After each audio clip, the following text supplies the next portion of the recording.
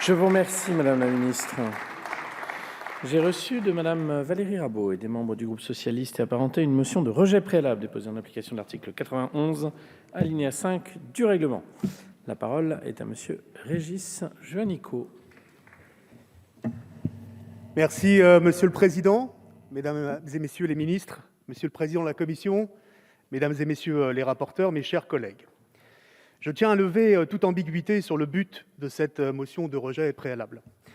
Cette motion que je défends devant vous au nom du groupe socialiste et apparenté se veut d'abord un plaidoyer que j'adresse à tous les députés présents dans l'hémicycle et au gouvernement pour enrichir substantiellement la proposition de loi sur la démocratisation du sport en France que nous examinons à partir d'aujourd'hui. Cette motion n'est rien d'autre qu'un appel à prendre toutes les mesures nécessaires pour sauver le sport français. Il n'y aura pas d'autres occasions dans cette législature, c'est le moment ou jamais.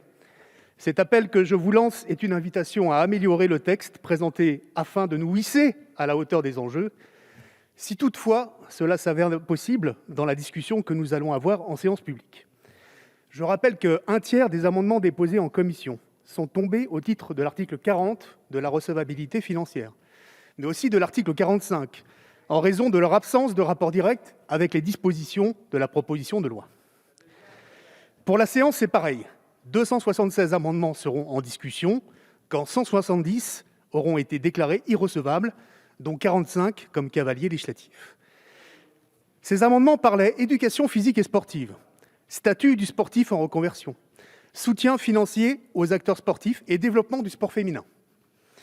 Leur irrecevabilité met en lumière le périmètre modeste et limité de ce texte, alors que l'attente dans notre pays est immense.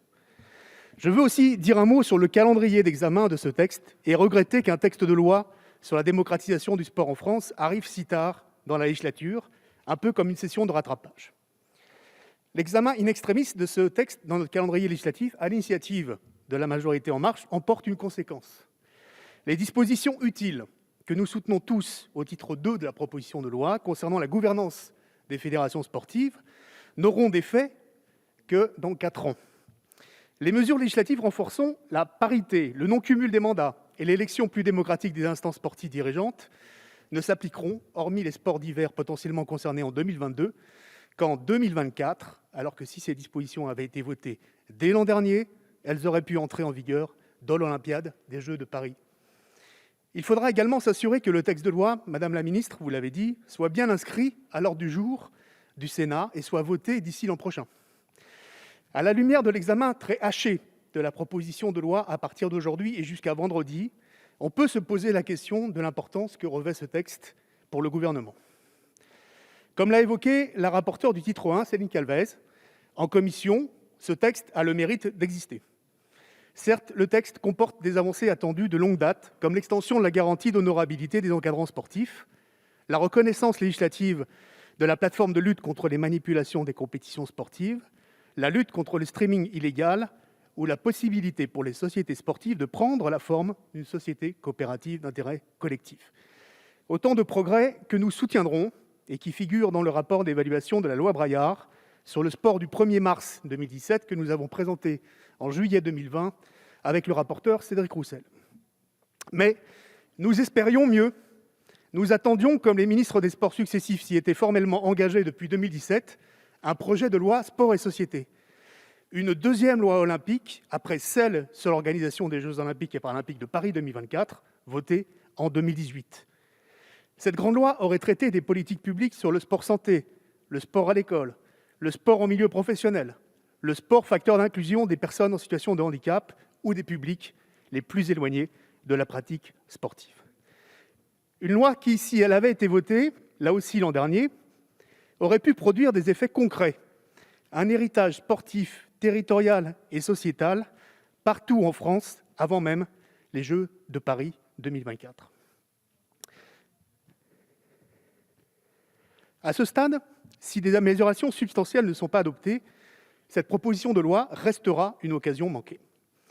Si son intitulé et l'exposé des motifs indiquent qu'elle vise à démocratiser le sport en France, ces 12 articles, devenus 23 après l'examen en commission, loin d'être dépourvus de bonnes intentions, paraissent en très net décalage avec les attentes fortes des acteurs de terrain. Après un an d'arrêt de leurs activités en raison de la crise sanitaire, synonyme d'une perte de licenciés, de pertes financières, d'incertitudes sur la pérennité de l'engagement des bénévoles, les acteurs sportifs sur nos territoires sont en attente de mesures de relance du sport amateur au quotidien.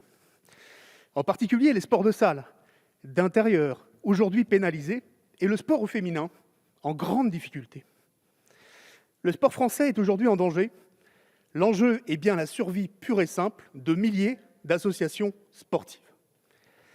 Comme l'a montré une enquête du Comité national olympique et sportif français à l'automne dernier, 74% des clubs ont déclaré en moyenne une perte de 26% de leurs licenciés en raison de l'épidémie.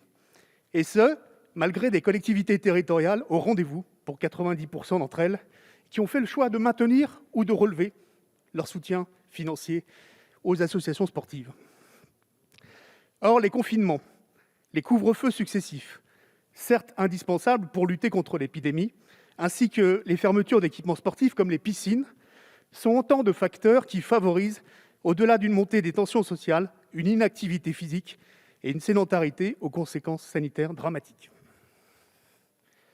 Et pourtant, la crise sanitaire a montré à quel point le sport est vital. C'est un atout face à la pandémie pour préserver la santé mentale et physique de nos concitoyens.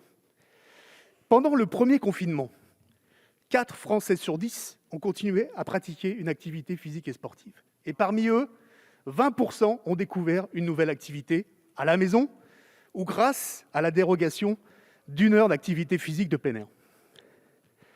L'activité physique et sportive est une alliée précieuse dans la lutte contre la Covid-19, une bouffée d'oxygène, un antidépresseur puissant qui permet de lutter contre le stress, l'anxiété et les troubles du sommeil.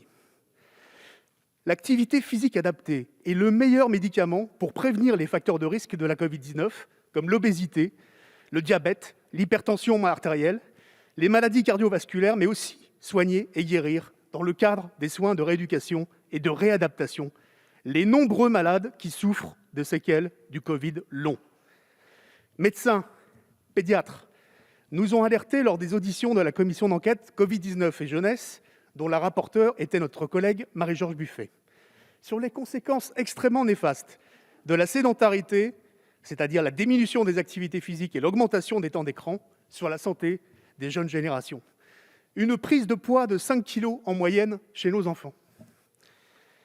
Les tests effectués en CE2 en 2020 montrent une perte de 20% des capacités physiques après le premier confinement, associée à une perte de 40% des capacités cognitives qui affectent les résultats scolaires. Le docteur François Carré, cardiologue, parle d'une bombe à retardement sur un plan sanitaire. Il évoque une perte d'espérance de vie en bonne santé pour les enfants, les adolescents et bien sûr les étudiants, en très grande fragilité psychologique, mais aussi physique. Alors pourquoi, monsieur le ministre des Sports, qui est aussi le ministre de l'Éducation nationale, pourquoi n'avez-vous pas profité de la présence des élèves à l'école, au collège et au lycée pendant le deuxième confinement, pour généraliser l'opération 30 minutes d'activité physique par jour, en plus de l'EPS obligatoire, à l'ensemble des établissements scolaires? Pourquoi la ministre de l'Enseignement supérieur n'a-t-elle pas initié des séances d'activité physique et sportive en plein air pour des étudiants qui souffraient d'isolement et en demande de liens sociaux en présentiel? 2 occasions manquées. Au lieu de cela, depuis mi-janvier, les activités physiques et sportives scolaires et extrascolaires ne sont pas autorisées en intérieur. La proposition de loi de la majorité parlementaire, actuellement discutée à l'Assemblée, aurait justement pu être l'occasion de redonner ses lettres de noblesse à l'EPS à l'école. Au lieu de ça, c'est toujours moins de postes offerts au concours du professorat d'EPS et la réduction du nombre d'heures de formation à l'EPS dans les écoles préparant au métier du professorat. Que retiendra-t-on de cette période de crise sanitaire? Que le sport n'est pas une activité essentielle, prioritaire, que le monde sportif se sent délaissé, déconsidéré. À bientôt 3 ans des Jeux Olympiques et Paralympiques de Paris 2024, il y a urgence à sauver le sport français. Après 1 an à l'arrêt, les salles de sport et de loisirs marchands, malgré les aides financières, sont exsangues. Plusieurs centaines d'entre elles ont fermé leurs portes et la moitié envisage une procédure de sauvegarde ou de liquidation dans les prochains mois. Malgré les aides de droit commun, le chômage partiel, le fonds de compensation pour la perte de billetterie, les plans garantis par l'État, l'équilibre économique et financier de nombreux clubs professionnels est aussi en jeu, en particulier dans les disciplines comme le handball, le volley-ball ou le basket-ball. Et puis, il y a aussi 90% des associations sportives qui ne sont pas employeuses et qui ne sont donc pas éligibles au fonds de solidarité gouvernemental. Le sport amateur à l'arrêt, au-delà de la santé publique, c'est une perte de vie sociale et de bien-être collectif. La crise sanitaire a démontré la nécessité d'un État fort dans le domaine du sport. Les agents du ministère des Sports et les 1600 conseillers techniques et sportifs ont fait preuve, au plus près du terrain, d'une capacité d'adaptation qui fait honneur au service public. Il doit être mis enfin fin à l'incertitude qui règne sur l'avenir de leur statut d'agent de l'État depuis presque 3 ans. Nous voyons la nécessité d'un service public du sport fort, alors que les fonctionnaires des services déconcentrés de l'État pour le sport sont de moins en moins nombreux et que leur spécificité est aujourd'hui diluée dans de vastes directions régionales de l'éducation nationale centrées sur les missions jeunesse, comme le service national universel, mais non sur l'accompagnement des clubs, des bénévoles et des éducateurs sur les territoires. On mesure aujourd'hui, avec la crise des emplois aidés, qui étaient indispensables à la vie associative et qui ont diminué de 80% en 3 ans, qu'il manque cruellement aujourd'hui à la vie associative. Il faudra y revenir, sous une forme ou sous une autre, avec de nouvelles aides pérennes à l'emploi sportif.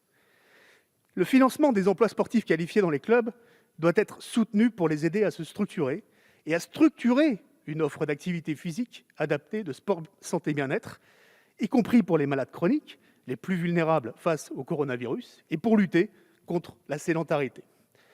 Cette structuration de l'offre loisir non compétitive a manqué au sortir du premier confinement pour fidéliser les néo-pratiquants. Un ministère fort, c'est aussi des ressources financières supplémentaires, en particulier pour sauver les clubs en difficulté, mieux les soutenir et les accompagner dans le développement de ces nouvelles activités. Il aura fallu que le gouvernement s'y prenne à 3 reprises pour arrêter son plan de relance à destination du monde sportif. Ce plan de relance dédié au sport va finalement bénéficier de 250 millions d'euros de crédits exceptionnels sur 2 ans, 450 millions si l'on compte le sport professionnel, sur un total de 100 milliards. Or, ce plan de relance ne colle pas avec la nature de cette crise. Les conséquences financières et sociétales de cette pandémie seront durables pour l'ensemble du sport français. L'objectif n'est plus de compter 3 millions de pratiquants supplémentaires à la fin du quinquennat, comme annoncé en 2017 par le Président de la République. Il faut désormais travailler à retrouver notre niveau d'avant-crise. Et donc, ce plan manque sa cible, faute de moyens suffisants. J'en veux pour preuve l'absence de mesures fiscales de soutien pour le mécénat et le sponsoring sportif, alors que l'on sait que les artisans, commerçants, bars et restaurants, durement touchés par la crise, représentent 50% des partenariats locaux pour les clubs amateurs. Nous avons demandé à plusieurs reprises, sans succès, une augmentation temporaire de 60% à 80% du plafond de réduction fiscale des dons aux associations sportives pour encourager ce mécénat. Il faudrait également transformer une partie du coût des adhésions et licences en dons, donnant lieu à crédit d'impôt pour réduire l'hémorragie du nombre d'adhérents. Par ailleurs, relever le plafond des taxes affectées, jeux d'argent et de hasard, paris sportifs, au financement de l'Agence nationale du sport, nous paraît essentiel pour augmenter le montant du fonds de solidarité pour les clubs de seulement 15 millions d'euros au niveau national pour 2021. Le passeport est une bonne idée que nous avions proposée en 2019 avec mon collègue sénateur Jean-Jacques Lozach, mais le dispositif envisagé est clairement sous-dimensionné et il s'agit de le mettre en place le plus rapidement possible pour accompagner effectivement la reprise des activités en club dès le mois de juin 2021, sans attendre la rentrée. Une enveloppe de seulement 100 millions d'euros a été débloquée pour financer ce coupon de 50 € valable pour une prise de licence qui concernera les jeunes âgés entre 6 et 16 ans, sous condition de ressources, soit 1,8 million de jeunes. Le dispositif ignore tout le public lycéen et les étudiants qui se trouvent pourtant dans une situation de grande précarité financière et de détresse physique et mentale. Avec ces 4 mesures, nous porterions le soutien financier du sport français à hauteur d'1 milliard d'euros. Le sport vaut bien 1% du plan de relance. Je rajoute qu'il faudrait des mesures de soutien et de reconnaissance du bénévolat et de simplification administrative de leurs tâches au quotidien. Le sport est un élément importants de l'éducation, de la santé, de la culture, de l'intégration, de la vie sociale et de la citoyenneté. En résumé, plutôt que de simplement voter cette motion de rejet, je nous invite collectivement à donner de l'ambition, à muscler la proposition de loi et à l'améliorer de toutes ces mesures que je viens d'évoquer. Merci. Je vous remercie. Est-ce qu'on peut passer au vote ou vous souhaitez intervenir, Monsieur le Ministre, ou on passe directement au vote sur la motion? Donc, y a-t-il... Est-ce que le gouvernement intervient? Non. Commission non plus. Pas d'explication? Oui, pardon. Donc...